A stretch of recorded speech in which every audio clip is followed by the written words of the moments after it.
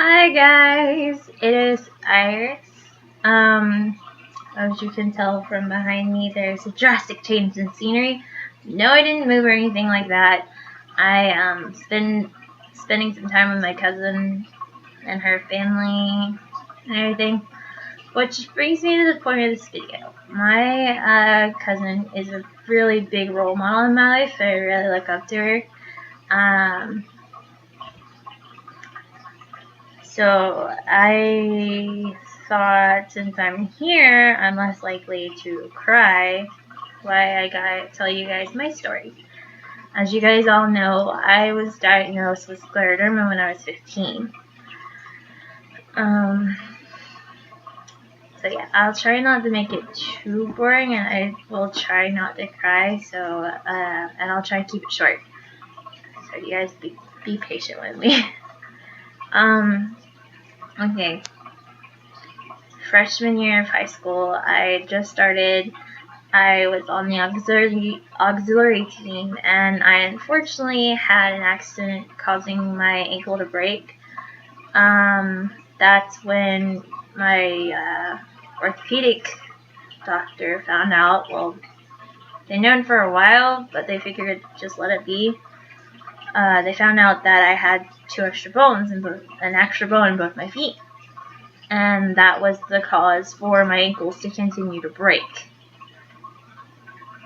So they were discussing removing one of the bones from my right ankle because that's the one that broke the most. Yeah, I'm very accident prone. Anyway, so they were discussing that, and I was contemplating and going it over in my head because I was going to be out of school for a month. I just started. It was like October. I was going to be out for a whole month. October was like not spring break. Homecoming. Homecoming week was in October. I was going to miss everything. My first year. I was like, I really don't want to do that. But my friends finally, they kind of set me down. They're like, hey, this might be a good thing for you. You'll have less problems and you won't be hurt as much, and you would probably be able to live your life a lot more easier at school. So I suck it up, and it was a one-day operation. I went in, they took it out, and they sent me home in a cast that I couldn't walk in. I had to have crutches, and I was in that thing for a month. And they had given me a shot in my upper hip of my right leg to numb the whole leg. Like, my leg was numb for like a whole 24 hours. Because everyone kept asking me, can you feel it? Can you feel it? Can you feel it? And I was like, nope, I can't feel it. And then it started, and I was like, oh, it hurt. Anyway, so yeah. Well, as the weeks progressed and I missed homecoming and everything, I finally got the one cast taken off to be put in an air boot, which I was going to have to wear for 2 weeks or so. Well, about a week after that, I had noticed a patch of skin that was really irritated on my hip, and my mom looked at it and she said, we'll go to the doctor. I think it's just a rash, but we'll go to the doctor and make sure. Well, we went to this really quack doctor. He was my primary care physician at the time, but he was a quack. Anyway, so he told my mom to make me wash in Selsun Blue. So we got the Selsun Blue. Guys, he said to put it everywhere. Like, everywhere, all over. And to let it sit for like a minute. My sister helped me put it on my back. And the minute it touched my skin, it started burning. Everywhere burned. I didn't last a minute. I lasted 5 seconds. I was hopping in the shower to rinse it off. I was in tears. It was so painful. By the next day, the patch had spread over half my body. So my mom was looking up doctors, and we went to a dermatologist, and he actually took at first he said he didn't have any idea what it was. He had no idea. He'd never seen anything like it. So he took a skin graft. took a little chunk out of my arm. I don't know if you guys can see it. It's like, I don't even know where it is anymore. It's there. And he took a big chunk out of me. Well, not a big chunk, but it looked like a big chunk. And he took a chunk out of me, and he sent it off for testing. And he told Mom to take me to go get more tests done. I had an MRI, an EKG, CAT scan. I had all that good stuff done. And we went to our local hospital to get blood work done. And right before they just called me back for blood work when my mom got a phone call, and I was just walking through the door when she collapsed to the floor, crying.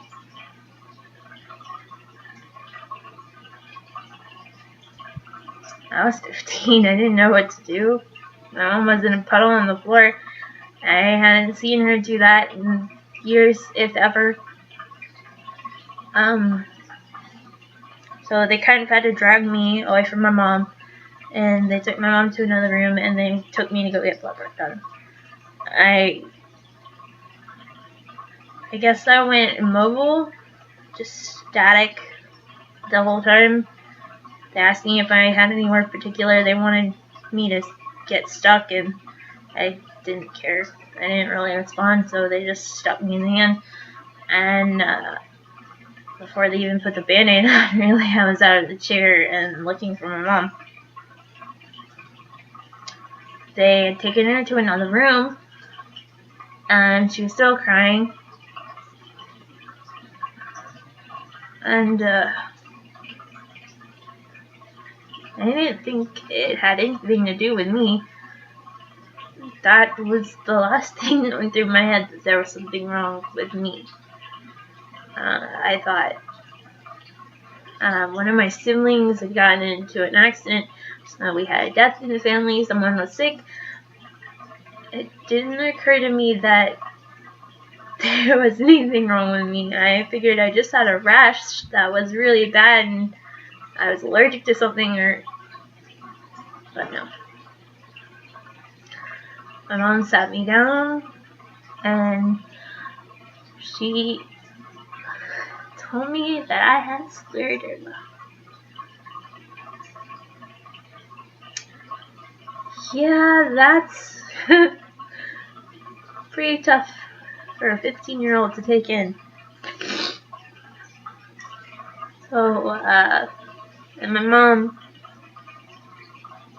made a joke in reference to my grandma. My grandma has always told me that I was pretty enough to be a model. Not that I've ever believed her. I still don't really believe her.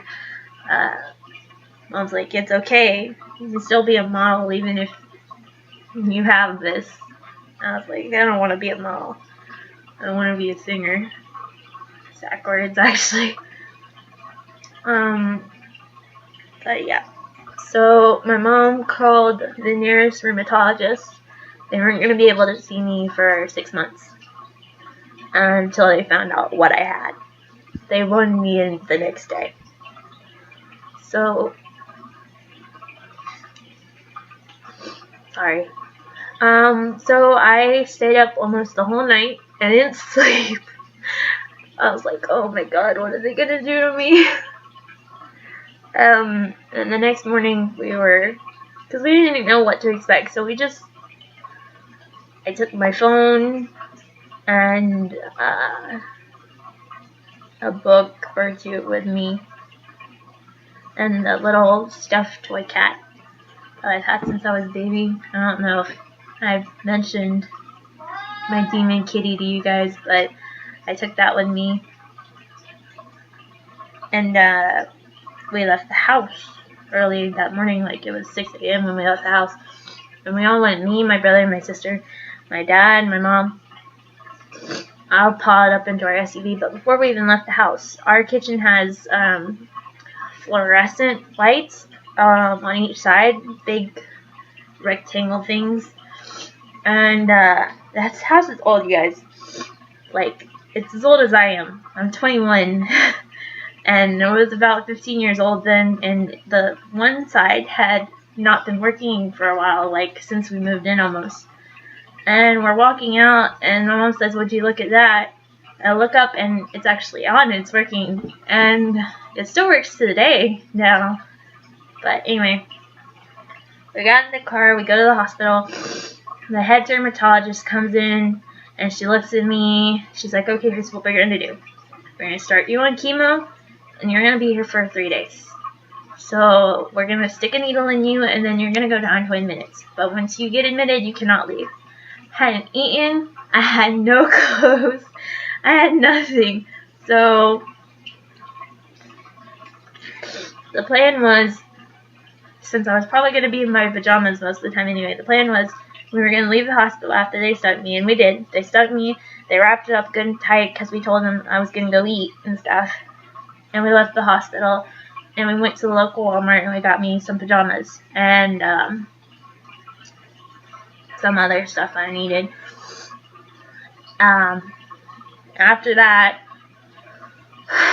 my parents took me to the bookstore, and they got me the Vampire Kisses graphic novels, the last 2 that I didn't have. I was really happy, so I would have something to do.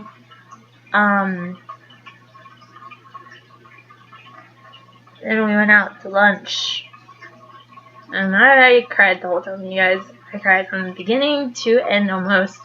I was afraid that I was scaring the waiters. They were all looking at me like, what is wrong with this kid? What is up with this kid?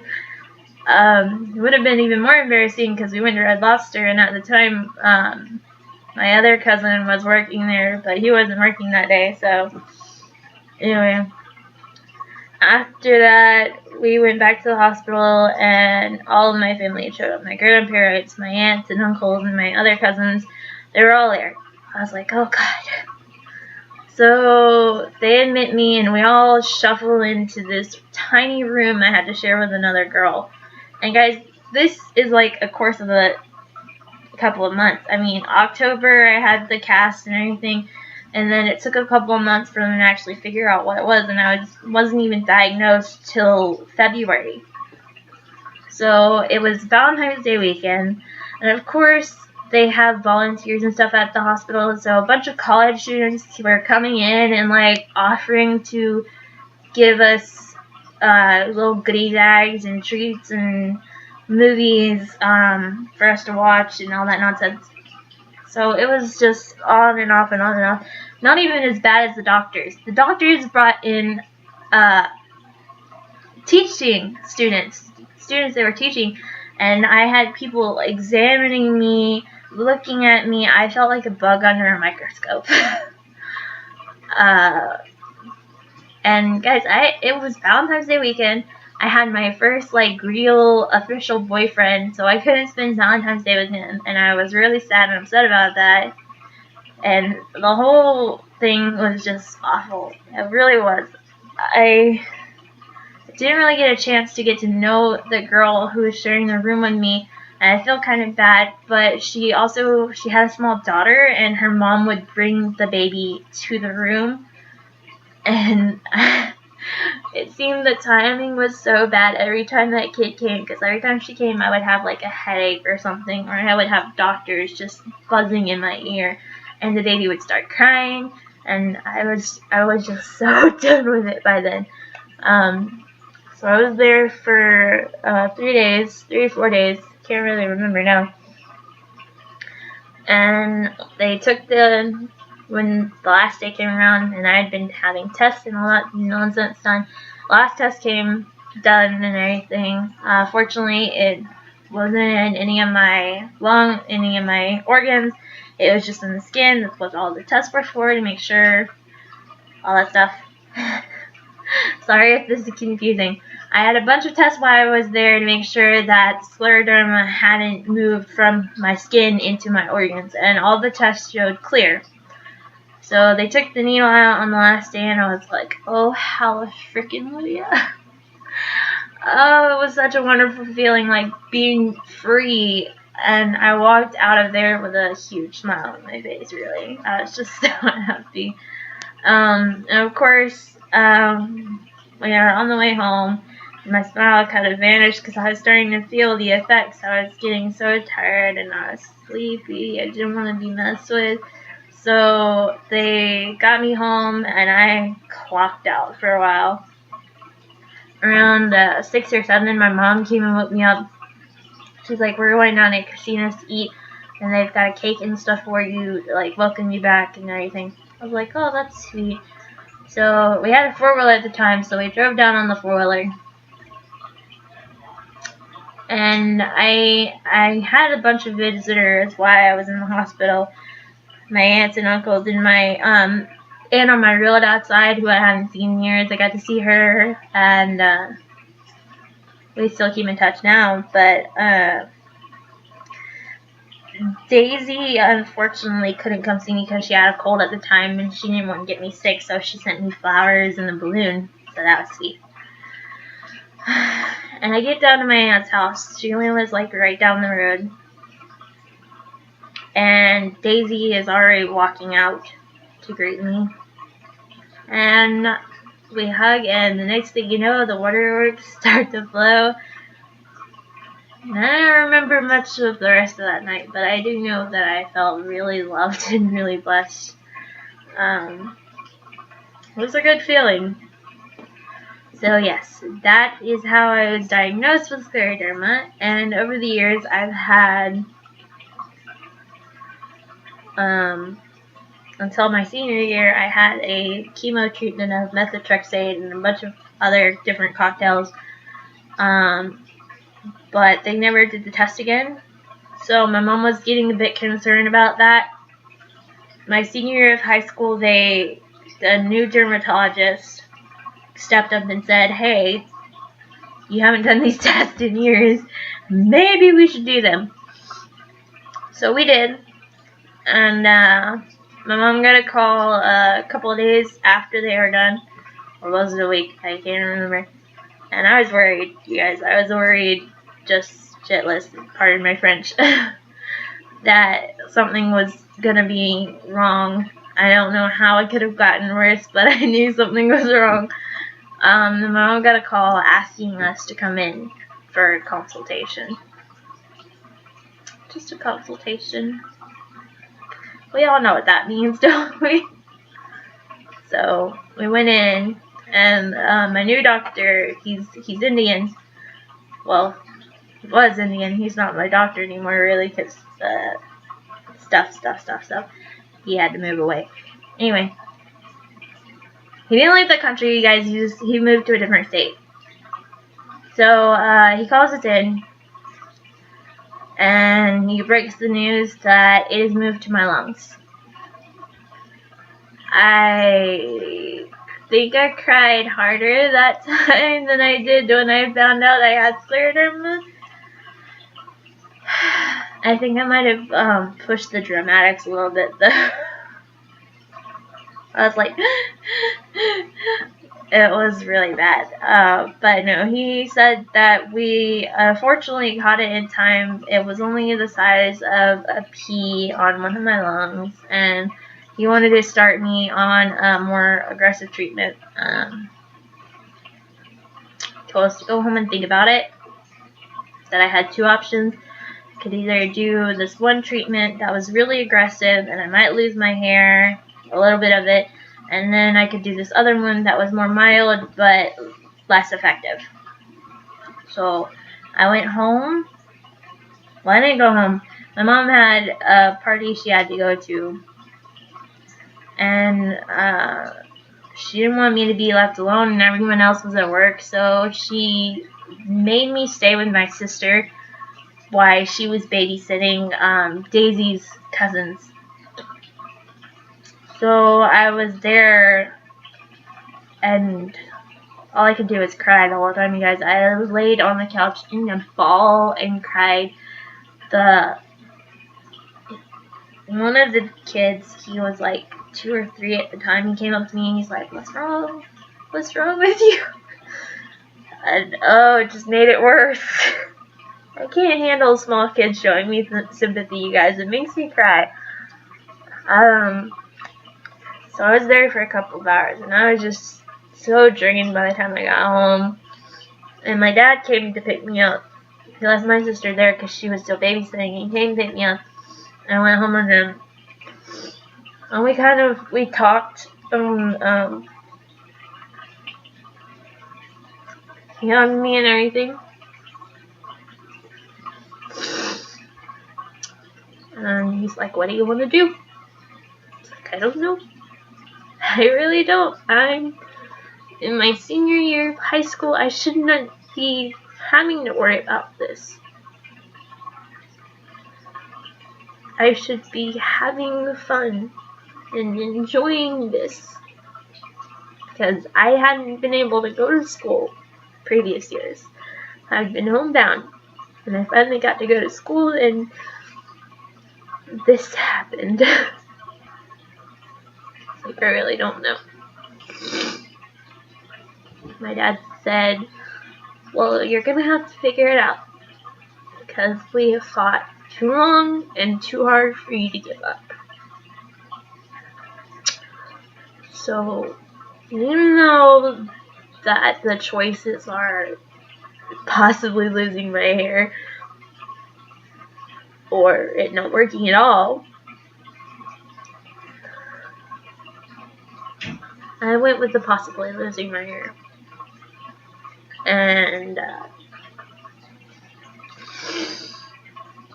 after a couple months, about half a year, they did the test again, and it showed that there was no new anything going on.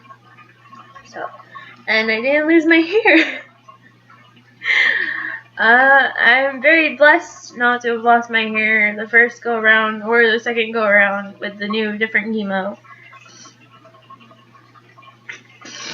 And it has been a struggle, you guys. It's been a really, really big struggle. But I recently had chemo in March.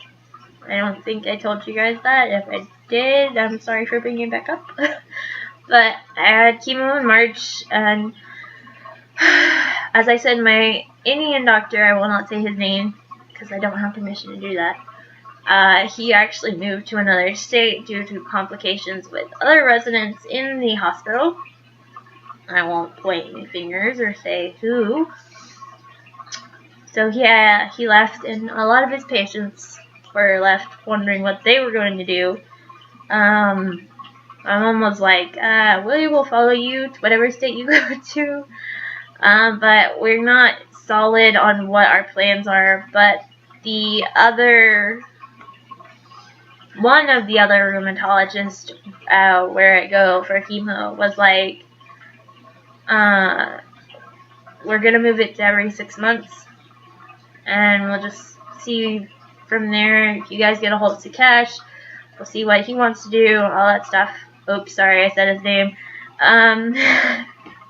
If you get a hold of the other guy, we'll just see what he wants to do.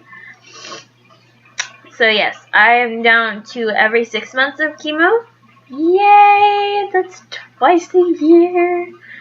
Knowing my luck, my other doctor is gonna say, hey, no, let's go back to 3 to 4 months. But whatever.